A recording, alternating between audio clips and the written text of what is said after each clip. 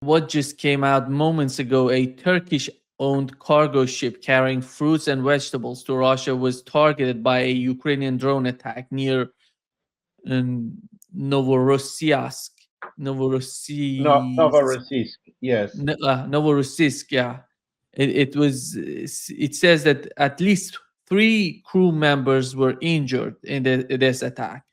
This is yes, not something new. We know that they attacked Iranian cargo ship from Russia to Iran as well. We talked about it last week.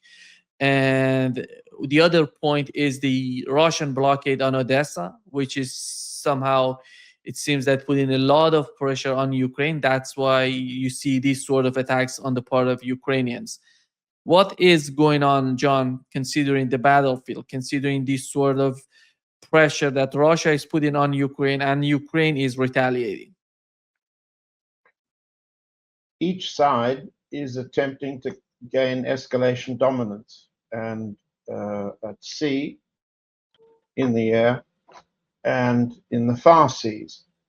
And by each side, I don't mean just the Ukrainian side, I mean the US side. The Ukrainians' drones are assisted, and we have to keep repeating this to make it clear it's a US operation and a British operation as much as it's a Ukrainian warfighting tactic. The fixed wing British US drones over the Black Sea, US satellite, all integrated in the targeting coordinates that are programmed into these drones, that are guided through live as they fly.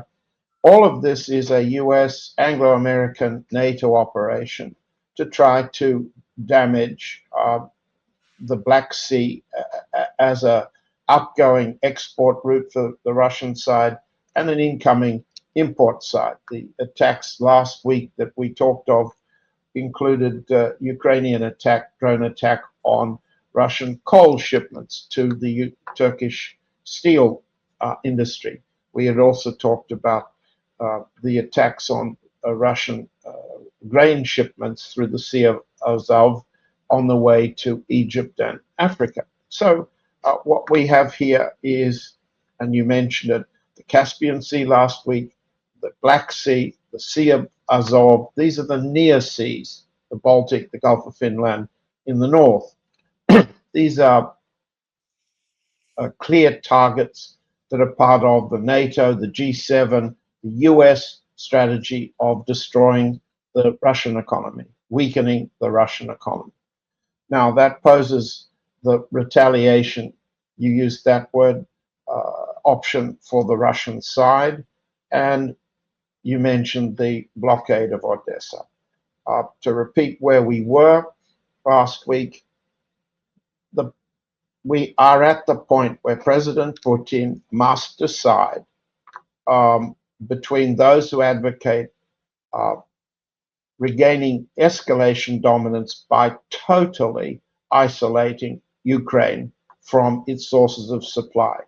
That doesn't just mean blockading Odessa and the ports around Odessa, Chernomorsk, for example. It means isolating Ukraine from its land supply routes, principally from Poland, knocking the electricity out, and creating a total isolation of the firing platform that is essentially the US Anglo-American NATO war weapon in the war against Russia. It's not enough to blockade Ukraine. It's not enough. We've seen, for example, Russian drone attacks on petrol stations, gas stations in the east of the Kiev area. Knocking out petrol stations is an indication that the earlier rounds of attacks on fuel depots and the logistics supply lines of petroleum products into the Ukraine have not been damaged. They continue. Knocking out gas stations, it strikes at Ukrainian drivers. It damages the operations on the 6 directions of the front, the fighting directions, the army directions. But we are still a considerable way from a significant transformation of Russian operational tactics and strategy. What we now have is, as one critic of President Putin put it to me earlier today, a series of half measures on the Russian side makes up a total failure to regain escalation dominance. And that's increasingly expressed by Russians, by Russian bloggers, military bloggers, and commentators, including Oleg Tsarov, a Ukrainian opposition politician, a significant Ukrainian leader who's been the target of Kiev assassination attempts and who lives in Crimea and produces a daily Telegram account. What you see, what you can read from Tsarov is an increasingly discreet but clear attack on or criticism of President Putin's unwillingness to take the measures that the critics believe to be necessary to neutralize these escalations from the US, the NATO powers, and the Ukraine. And this is what Tsarov, for example, has called the boiling frog strategy. Let me just describe this. I reported it in a Dances with Bears piece the other day, and you can, readers who want to read what Tsarov said will find my translation of it. The boiling frog strategy is a strategy based on the biologist's idea of the 19th century that if you raise the temperature slowly in the water, in a saucepan, in a pan, in a container in which a frog is sitting, the slowness of the rise of the heat will lull the frog into inaction, and slowly he will be boiled to death. If the heat is increased, he jumps out of the pot, he reacts. The boiling frog strategy is the US strategy, the NATO strategy, the Ukrainian strategy to destroy Russia slowly by lulling and exploiting the political indecisiveness, the political divisiveness around President Putin and his reluctance to take significant new escalation measures. So what you're having in the description of today's attack on Turkish vessels, the attack on the Gelincik beach, where 7 Russian tourists were killed the other day. You've seen also further attacks of the kind we've discussed on the Wildberries warehouses, this time in Chekhov, which is in the Moscow region, and Tver, also in the Moscow region, and in St. Petersburg. So you have a steady escalation against which Russia's counter-escalation has not been sufficient to change the pattern, the volume, the destructiveness of the Ukrainian-American slow boiling strategy. How about let me use the same strategy, the same sort of explanation,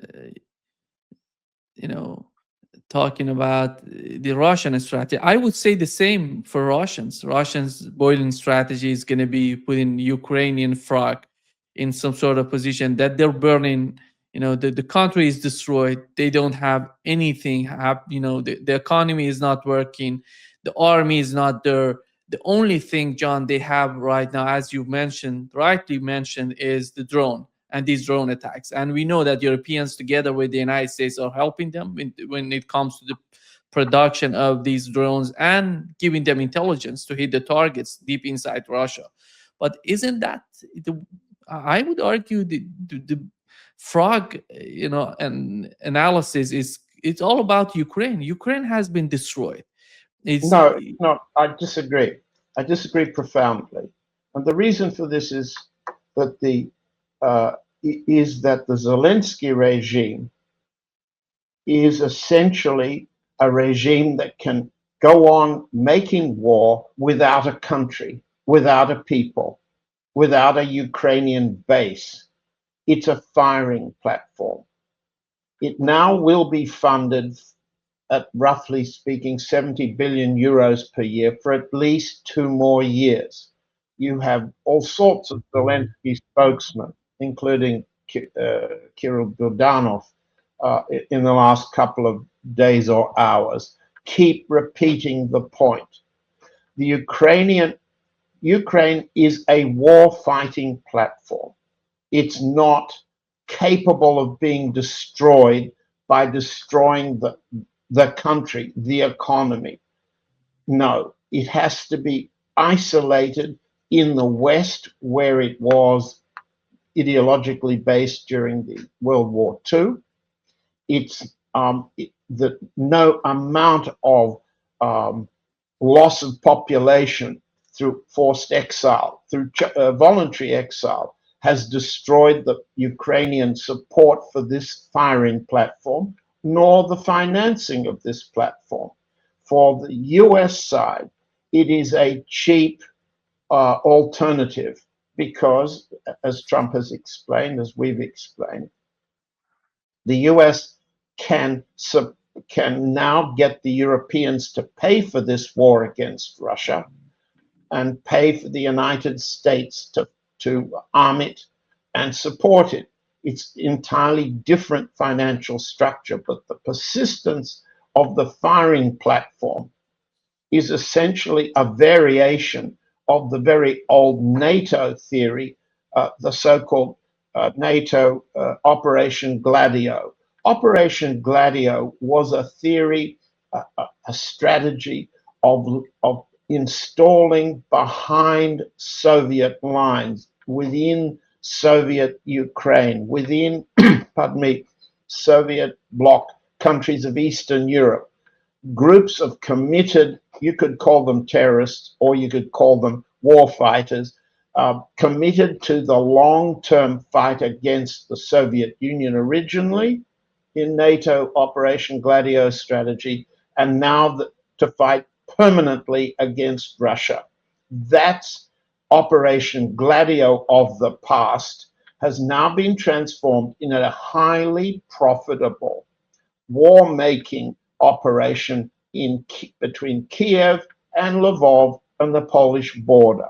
This can continue without the rudiments of the old Ukraine, without the population, without the trade and export capabilities, without the ports. So long as the lights are on in Lvov and Kiev, the successors to Operation Gladio, the Zelensky regime, are making very considerable personal fortunes, institutional fortunes, and they will be funded for as long as there's European money and US political will. That's, in my view, their strategy. That's let's call it the structure of the Ukraine as a permanent war-fighting platform, permanent war against Russia.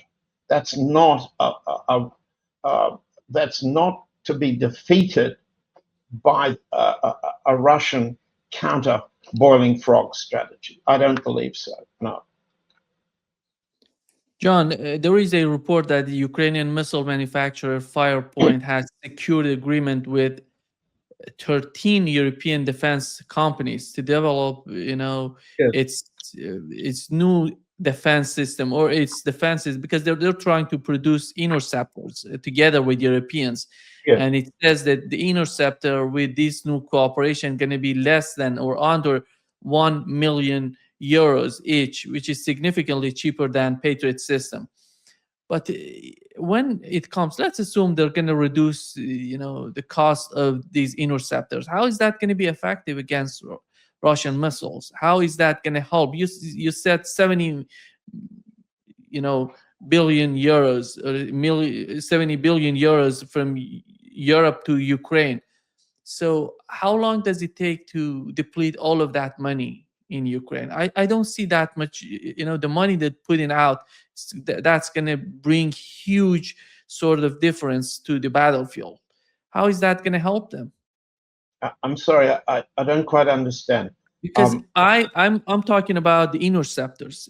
Are they going to give it to Ukraine to produce interceptors? Are they going to give it to Ukraine to produce drones? What would be the strategy of Europeans in Europe?